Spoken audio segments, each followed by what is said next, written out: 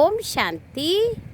ఈరోజు మురళి 1/4/2025 ఏప్రిల్ 1 ఇది. April fool, April 1 చేసుకుంటారు కదా. బాబా అంటున్నారు, మధురమైన పిల్లలారా, బాబా జ్ఞాన సంపన్నులు లేదా జ్ఞాన సాగర్లు. ఆయనకు అన్నీ తెలుసు అని చెప్పడం తప్పు. జ్ఞానం తెలుసు కానీ ఇంకా మిగతా విషయాలు తెలియవు. బాబా వచ్చేదే మిమ్మల్ని పతితుల నుంచి పావనులుగా చేసేందుకే వస్తారు. బాబా జ్ఞానసాగర్లు కానీ అన్నీ తెలుసనే మహిమ చేయటం తప్పు. బాబా పతితులను పావనంగా చేసేందుకే వస్తారు. ప్రశ్న: బాబా జతలో అందరికంటే అధికంగా మహిమ ఎవరిది, ఎలా? జవాబు: బాబా జతలో భారతదేశం యొక్క మహిమ చాలా గొప్పది. భారతదేశం అవినాశీ ఖండం. భారతదేశమే స్వర్గంగా తయారవుతుంది. బాబా వచ్చి భారతదేశీయులని ధనవంతులుగా, సుఖీగా, పవిత్రులుగా చేశారు. బాబా అంటారు, గీత యొక్క మహిమ కూడా అపారమైనది. భారతదేశం యొక్క మహిమ కూడా అపారమైనది. గీత యొక్క మహిమ కూడా అపారమైనది. సర్వశాస్త్ర శిరోమణి శ్రీమద్ భగవద్గీత అనే గాయనం ఉంది. మీరు చైతన్యమైన జ్ఞాన గంగలు. మీది కూడా మహిమ ఉంది. మీరు డైరెక్ట్ జ్ఞాన సాగరు నుంచి ఉద్భవించారు. ఎంత బ్యూటిఫుల్గా బాబా చెప్తున్నారు చూడండి. మన మహిమ కూడా చెప్తున్నారు. మనదేముంది చెప్పండి. సారం: ఉన్నత పదవి పొందేందుకు శ్రీమతం పైన నడిచి మంచి నడవడికను ధారణ చెయ్యండి. సత్యమైన ప్రేయసీలై ఒక్క ప్రియుని యొక్క స్మృతిలో ఉండండి. ఎంత సాధ్యమో బాబా స్మృతిని పెంచుకుంటూ పోండి. వరదానం: నిమిత్తం అనేటువంటి స్మృతి ద్వారా మాయ యొక్క గేట్ని బంద్ చేసే డబల్ లైట్గా కండి. నిమిత్త భావన ఉంటే మాయ యొక్క గేట్, దేహాభిమానం అనే గేట్ బంద్ అయిపోతుంది. అప్పుడే మీరు డబల్ లైట్గా కాగలుగుతారు. త్రికాలదర్శులుగా అయ్యి ప్రతి కర్మ చేసినట్లయితే సఫలత సహజంగా లభిస్తుంది. అంతే కదా. ఆది మధ్యాంత జ్ఞానాలు తెలుసుకొని కర్మ చేస్తే అప్పుడు పశ్చాత్తాపం, పొరపాటు యొక్క కర్మలు ఉండవు. ఓం శాంతి.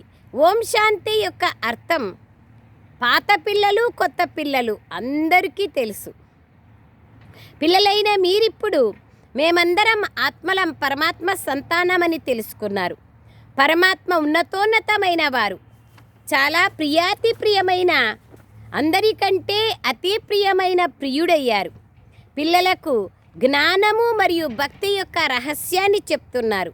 జ్ఞానం అంటే పగలు, సత్య త్రేతాయుగాలు. భక్తి అంటే రాత్రి, ద్వాపర కలియుగాలు. భారతదేశం యొక్క మాటనే ఇది.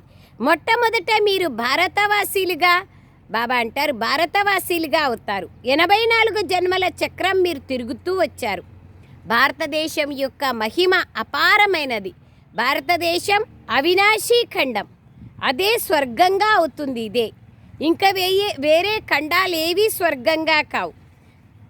బాబా అంటున్నారు, పిల్లలైన మీకు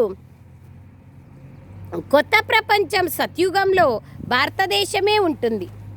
భారతదేశానికే స్వర్గం అనేటువంటి మహిమ ఉంది. భారతవాసీలు 84 జన్మలు తీసుకుంటారు, నరకవాసీలుగా అయిపోతారు. బాబా అంటున్నారు, భారతదేశ నివాసీలే 84 జన్మలు తీసుకుంటారు, నరకవాసీలుగా అయిపోతారు. నరకవాసీలుగా అయిపోవడం అంటే పూర్తిగా అన్నీ పోగొట్టుకున్న వాళ్ళుగా అయ్యి దుఃఖాలను అనుభవం చేస్తారు. అప్పుడే బాబా వచ్చి మళ్ళీ మనల్ని తన పిల్లలుగా చేసుకుంటారు. ఈ సమయం నరకవాసీలుగా అయినారు. బాబా అంటారు, అయినా మొత్తం అనేక ఖండాలు వినాశమవుతాయి, భారతఖండం మాత్రమే మిగులుతుంది.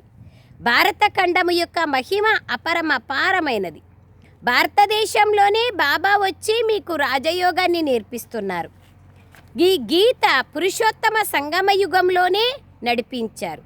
భారతదేశమే పురుషోత్తమ సంగమ యుగంగా లేదా పురుషోత్తములుగా అవుతుంది. ఇప్పుడు ఆది సనాతన దేవీ దేవతా ధర్మమే లేదు, రాజ్యము లేదు, మరియు ఆ యుగము లేదు. ఇప్పుడు పిల్లలైన మీరు తెలుసుకున్నారు,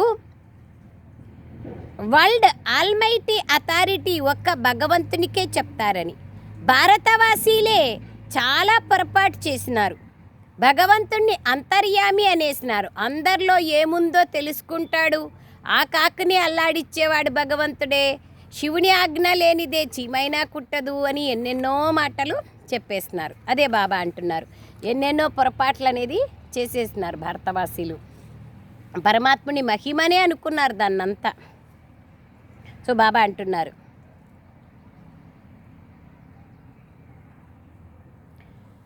భారతవాసీలు చాలా పొరపాటు చేశారు, భగవంతుడు అంతర్యామి అని చెప్పారు, అందరి యొక్క మనస్సుల్లో ఏముందో తెలుసుకుంటారు అని అంటారు. మరి దొంగ మనసులో దొంగతనం చేయాలని ఉంది అని తెలుసుకున్న తర్వాత ఆపేయాలి కదా.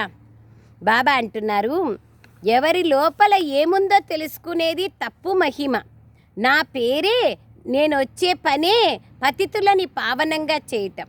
చాలామంది చెప్తారు, శివబాబా మీరు అంతర్యామి అయినారు. బాబా అంటారు, నేను అంతర్యామి కాదు, నేను ఎవరి హృదయంలో ఏముందో ఏమీ తెలుసుకోను. నేను వచ్చి కేవలం మిమ్మల్ని పతితుల నుండి పావనంగా చేస్తాను. నన్ను మీరు పతిత ప్రపంచంలోనే పిలుస్తారు, ఒక్కసారే పిలుస్తారు. ఎప్పుడైతే ఈ పాత ప్రపంచాన్ని కొత్తదిగా చేయాల్సి ఉంటుందో అప్పుడు పిలుస్తారు. మనుషులకి ఈ విషయాలే తెలియవు. బాబా అంటారు, ఈ ప్రపంచం కొత్తది నుండి పాతదిగా, పాతది నుండి కొత్తదిగా అవుతుంది. ప్రతి వస్తువు పాతదిగా అనగా సతో నుంచి రజో, రజో నుంచి తమోగా తప్పక అవుతుంది. మనుష్యులు కూడా అలాగే అవుతారు. బాల్యావస్థను సతోప్రధాన స్థితి అంటారు. యువావస్థ మరియు వృద్ధావస్థ అనగా రజో తమో స్థితిలోకి వచ్చేస్తారు. ముసలి శరీరం అయిపోయింది అంటే, వయస్సు అయిపోయింది అంటే వదిలేసి చిన్న బిడ్డగా వెళ్ళి జన్మ తీసుకుంటారు. పిల్లలైన మీరు ఇప్పుడు తెలుసుకున్నారు, కొత్త ప్రపంచంలో భారతదేశం చాలా ఉన్నతంగా ఉండింది. భారతదేశం యొక్క మహిమ అపారుగా ఉండింది, లెక్కలేనంత ఉండింది. చాలా సుఖీగా, ధనవంతులుగా, పవిత్రులుగా ఉండిరి. అప్పుడు ఏ ఖండము లేదు. తర్వాత సతోప్రధానంగా చేసేందుకు బాబా వస్తారు. సతోప్రధానంగా ఈ ప్రపంచాన్ని స్థాపన చేస్తారు. త్రిమూర్తి బ్రహ్మ, విష్ణు, శంకరుడు వీళ్ళని ఎవరు రచించినారు? ఉన్నతోన్నతుడు శివుడైనారు. చెప్తారు త్రిమూర్తి బ్రహ్మ, దాని అర్థం కూడా తెలియదు. వాస్తవంగా త్రిమూర్తి శివ అనాలి, త్రిమూర్తి బ్రహ్మ కాదు. ఇప్పుడు మీరు తెలుసుకున్నారు, దేవతలకి దేవుడు మహాదేవుడు పరమాత్మ అయినారు. శంకరుణ్ణి పైన చూపిస్తారు, త్రిమూర్తి శంకరుడు అని అన్నారు, త్రిమూర్తి బ్రహ్మ అంటారు. శివుడు రచయిత అయినారు, గాయనం కూడా చేస్తారు. పరంపిత పరమాత్మ బ్రహ్మ ద్వారా స్థాపన చేస్తారు, బ్రాహ్మణులను స్థాపన చేస్తారు అని. భక్తి మార్గంలో జ్ఞాన సాగర్లైన బాబాని అన్నీ తెలుసుకున్న వాళ్ళు అని చెప్పడం జరుగుతుంది. బాబా అంటారు, అన్నీ తెలుసు అని చెప్పడం తప్పు. పిల్లలైన మీరిప్పుడు తెలుసుకున్నారు, బాబా ద్వారా మాకు ఆస్తి లభిస్తోంది అని. బాబా స్వయం వచ్చి బ్రాహ్మణులైన మనకు చదివిస్తున్నారు. ఎందుకంటే బాబా తండ్రి అయినారు, టీచర్ అయినారు మరియు సద్గురువు అయినారు. సుప్రీం టీచర్ అయి ప్రపంచ చరిత్ర భూగోళాల రహస్యాన్ని తెలిపిస్తున్నారు. బాబా అంటున్నారు, నేను జ్ఞాన సంపన్నుణ్ణి కానీ మీ అందరి మనస్సుల్లో ఏమేమి ఆలోచనలు వస్తున్నాయో అవన్నీ నేను తెలుసుకోను. ఈ విధంగా చెప్పడం పొరపాటు. బాబా అంటారు, నేను కేవలం వచ్చి పతితులను పావనంగా తయారు చేసేందుకు వస్తాను. 21 జన్మల కోసం రాజ్యభాగ్యాన్ని మీకు ఇస్తాను. భక్తి మార్గంలో అల్పకాలికంగా సుఖము, దాన్నే సన్యాసీలు హఠయోగిలు తెలుసుకోనే లేదు. బాబా అంటున్నారు, మీరు నన్ను జ్ఞాపకం చేసుకోండి. ఇప్పుడు బ్రహ్మ భగవంతుడు కాదు, బ్రహ్మ దేవతాయ నమః అంటారు, కానీ బ్రహ్మ పరమాత్మాయ నమః అన్నారు, శివ పరమాత్మాయ నమః అంటారు. భగవంతుడు ఒక్క నిరాకారుడైన శివుడు, ఆయనే సర్వాత్మలకు తండ్రి అయినారు. మనమైన ఆత్మలు నివసించే స్థానమే బ్రహ్మాండమైంది. అదే బ్రహ్మ మహాతత్వం అంటారు, 6వ తత్వం అంటారు, పరంధామం అంటారు. తో బాబా అంటున్నారు, ఆ స్వీట్ సైలెన్స్ హోమ్ అనగా మధురాతి మధురమైన ఇల్లు, అక్కడి నుంచినే మనం ఇక్కడికి పాత్రను అభినయించేకి వస్తాము. ఆత్మ చెప్తుంది, ఒక శరీరాన్ని వదిలి మరొక శరీరాన్ని తీసుకుంటారు. 84 జన్మలని కూడా భారతవాసీలైన మీరే తీసుకుంటారు. ఎవరైతే చాలా భక్తి చేశారో వాళ్ళే జ్ఞానంలో కూడా చాలా ముందుకెళ్ళగలరు. ఎందుకంటే అంత భక్తి, శ్రద్ధ, పరమాత్మ పైన గౌరవము ఇవన్నీ ఉంటాయి. తద్వారా ముందుకెళ్ళగలుగుతారు. బాబా అంటున్నారు, గృహస్థ వ్యవహారంలో ఉంటూ శ్రీమతం పైన నడవండి. మీరందరూ ఆత్మలు ప్రేయసీలు. నేను ఒక్క పరమాత్ముడు ప్రియుణ్ణైనాను. భక్తి మార్గంలో నన్ను జ్ఞాపకం చేసుకుంటా వచ్చినారు. ఆత్మ పరమాత్ముడిని జ్ఞాపకం చేసుకుంటుంది. ఎందుకంటే ఈ ప్రపంచమే దుఃఖధామం. దుఃఖాలు ఎక్కువయ్యే కొద్దీ భగవంతుడిని గుర్తు చేసుకుంటారు కదా. మనం ఆత్మలం, అసలుగా శాంతిధామ నివాసీలం. తర్వాత మనం సుఖధామంలోకి వస్తాం. మనమే 84 జన్మలు తీసుకుంటాం. హంసో సోహం యొక్క అర్థం కూడా మనకు తెలుసు. వాళ్ళేమంటారు, ఆత్మనే పరమాత్మ, పరమాత్మనే ఆత్మ అంటారు. మనమే దేవతలు, దేవతలే మనం అనే విషయాన్ని ఆ విధంగా చెప్పేస్తారు. సో బాబా అంటున్నారు, వాళ్ళు ఆత్మనే పరమాత్మ అంటారు. ఇప్పుడు బాబా చెప్తున్నారు, మనమే దేవతలు, క్షత్రియులు, వైశ్యులు, తర్వాత శూద్రులుగా అయ్యాం. ఇప్పుడు బాబా బిడ్డలుగా అయ్యి బ్రాహ్మణులుగా అయినాం. సో దేవతలుగా అవుతాం. ఇది యథార్థమైన అర్థం. ప్రపంచంలో వాళ్ళు చెప్పేది పూర్తిగా తప్పు చెప్తున్నారు. అంటే హంసో సోహం అంటే ఆత్మనే పరమాత్మ అని చెప్పేది తప్పు కదా. తండ్రి సమానంగా కావచ్చు కానీ కొడుకు తండ్రే కాలేరు కదా. అది బాబా అంటున్నారు. సో ఆత్మనే పరమాత్మ అని చెప్పడం రాంగ్ అయింది. సో దీని అర్థం కూడా ఎవరికీ తెలియదు. సత్యుగంలో ఒకే దేవీ దేవతా ధర్మం ఉండింది. అదే అద్వైత ధర్మం. అద్వైత ధర్మం. సో తర్వాత అనేక ధర్మాలు వస్తూ పోతాయి. ద్వైతం ఏర్పడుతుంది. ద్వాపర యుగంలో అసురీ రావణ రాజ్యం ఏర్పడుతుంది. సత్యుగంలో రావణ రాజ్యం ఉండదు. పంచవికారాలు కూడా ఉండవు.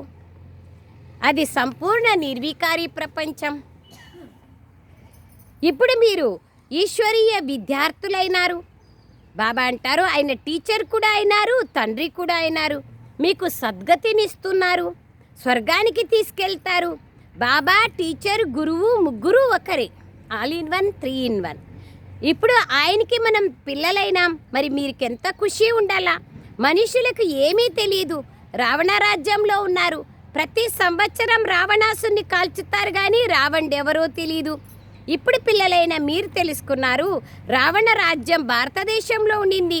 రావణుడు భారతదేశానికి అత్యంత గొప్ప శత్రువైనాడు.